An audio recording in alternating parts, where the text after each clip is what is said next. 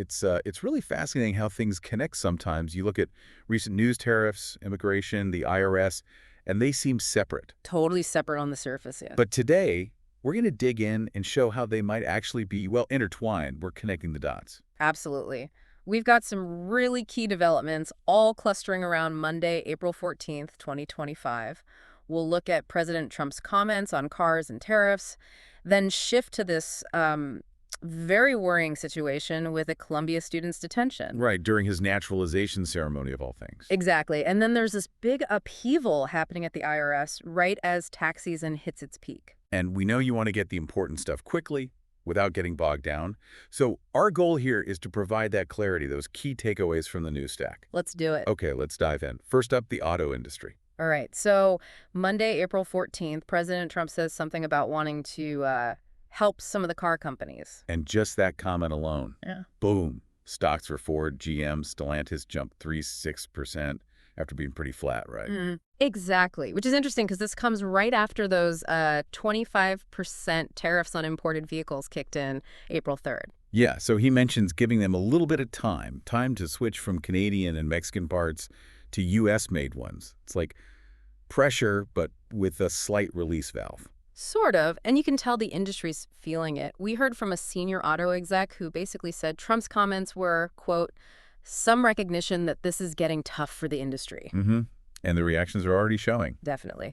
Companies more focused domestically, like Ford and Stellantis, they announced these temporary employee pricing deals, maybe trying to boost U.S. sales. Could be. And then you have Jaguar Land Rover reportedly just stopping U.S. shipments entirely. That's a big move. Huge. And Hyundai Motors said, okay, we won't raise prices for at least 2 months. Trying to stay competitive, I guess.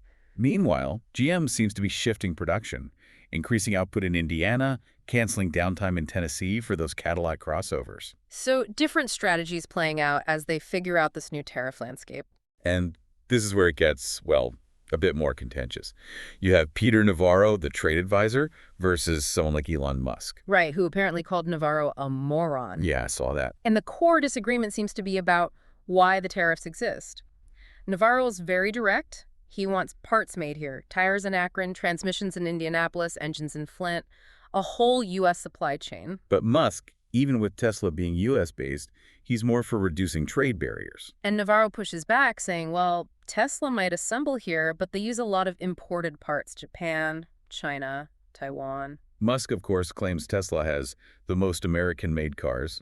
It really shows how complex American-made is now with global supply chains. It really does. What's also interesting is, despite that clash on trade, Navarro praised Musk's work with this Department of Government Efficiency, DOGE. Yes, DOGE. Yeah. Focused on cutting waste in government. Right. So Navarro liked Musk's input there. It suggests, you can disagree strongly on one thing like trade, maybe align on another like government efficiency. Okay, but just as we're processing that, there's talk also on Monday, April 14th, that Trump might actually pause these auto tariffs. Seriously?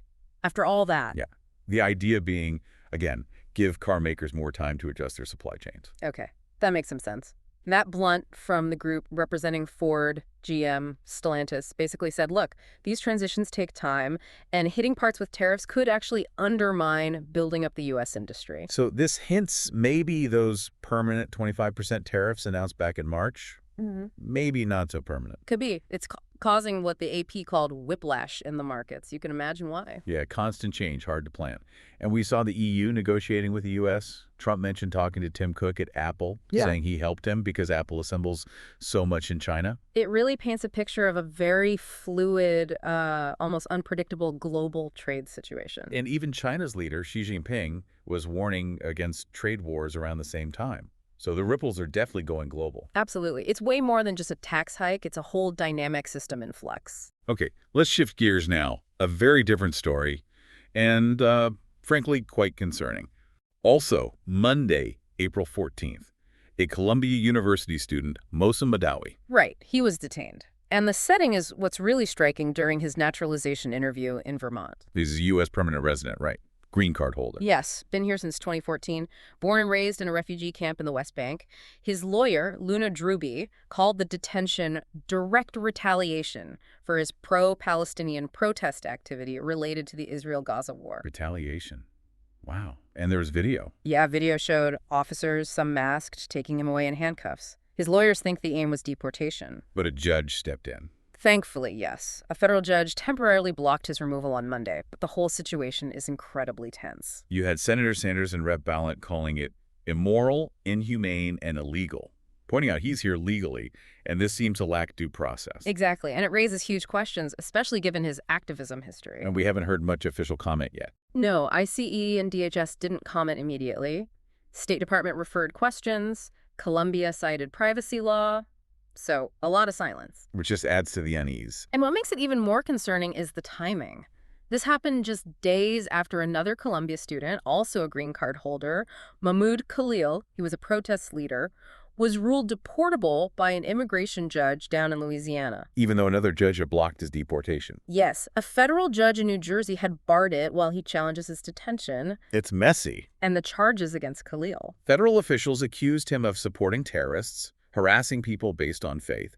They cited this rarely used rule about serious adverse foreign policy consequences. Wow, so it feels like maybe a pattern. It certainly raises that question. And it's not just Colombia. A tough student, Ronesa Usturk, was detained after criticizing her school's response to Gaza.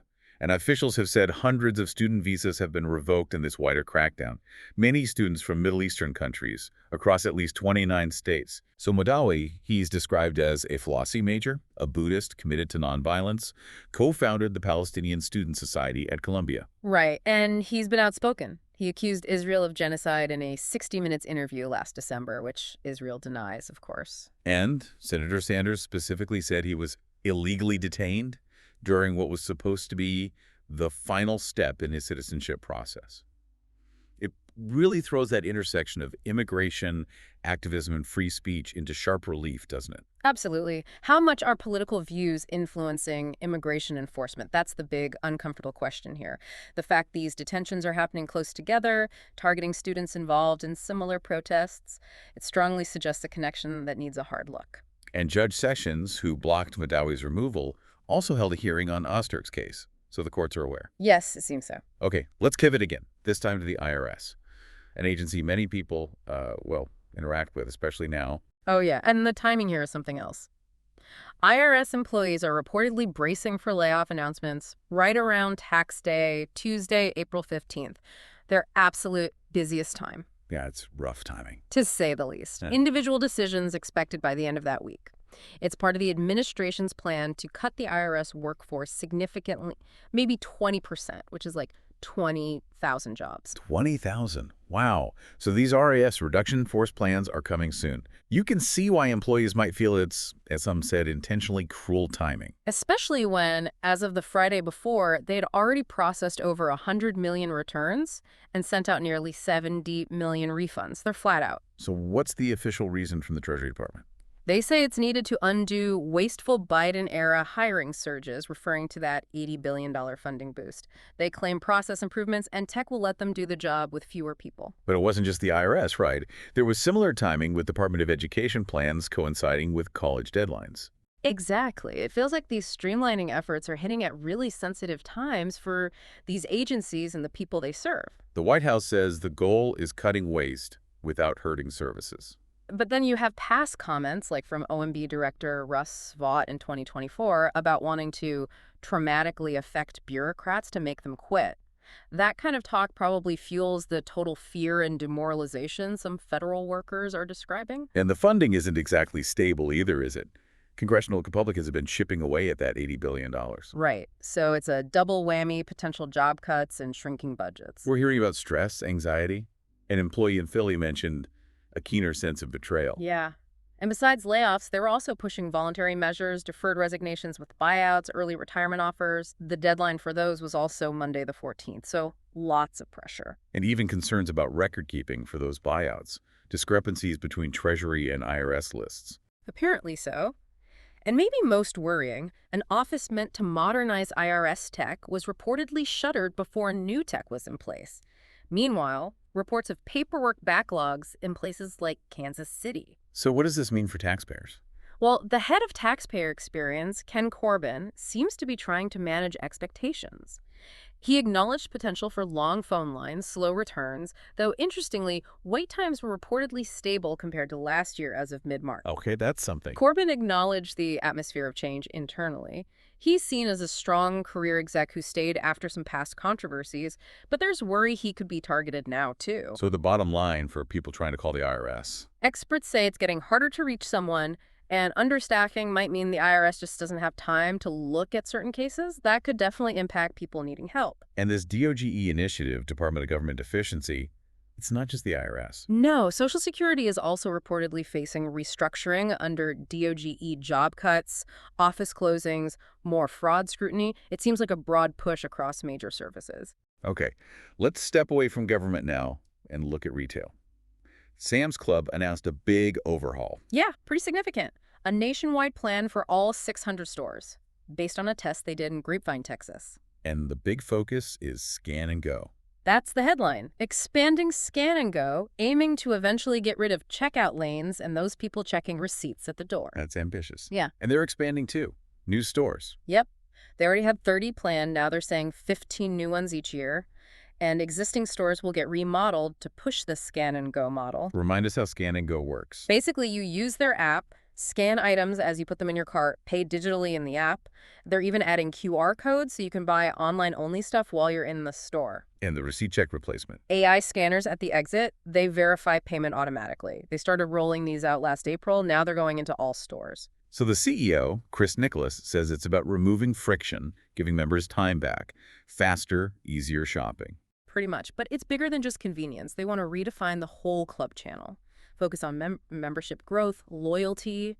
They have huge goals: double membership, more than double sales and profit in the next, 8-10 years. Wow. So digital cards, e-commerce, aiming for 40% of sales from online, eventually free shipping, free pickup.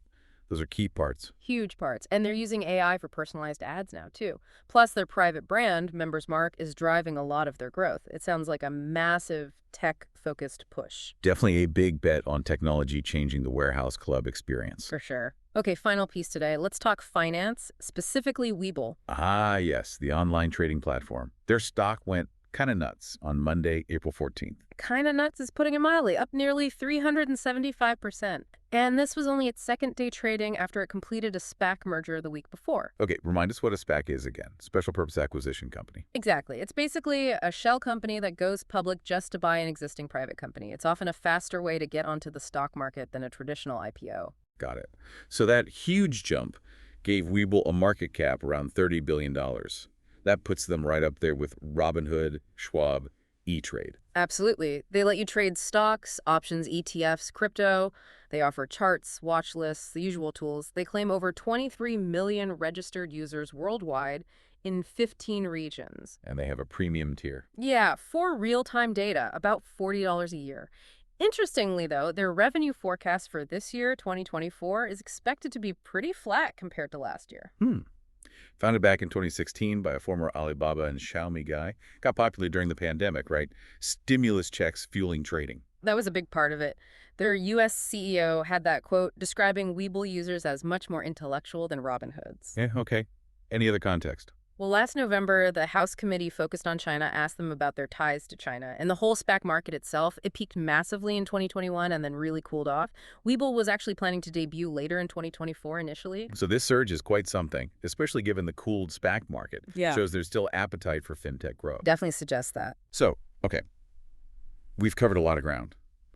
Tariffs shaking up the auto world, sparking debate between old guard and new players like Tesla. Right. Then that really disturbing intersection of immigration and activism with the Columbia student detentions. Yeah. And the pressure on vital services like the IRS, Social Security, through these cuts and restructuring efforts. And then seeing how the private sector is moving Sam's Club, making this huge tech bet, Webull having that explosive market debut. When you pull it all together like this, these things happening around the same time, you really do see these broader trends, these potential shifts in the economy, society, government. It really makes you think about how all these pieces fit together, or maybe collide sometimes. Which kind of leads to a final thought, maybe something for our listeners to chew on. Yeah. In this really fast-changing world, where's the right balance between Economic policies like tariffs, protecting individual rights and ensuring due process, and making sure essential government services actually work effectively. That's a huge question. How do all these things we talked about potentially affect your life, your future? It's definitely worth pondering. We really encourage you to dig deeper into these topics if they caught your interest. Absolutely. And let us know your thoughts, any questions you have. Thanks for joining us for this deep dive.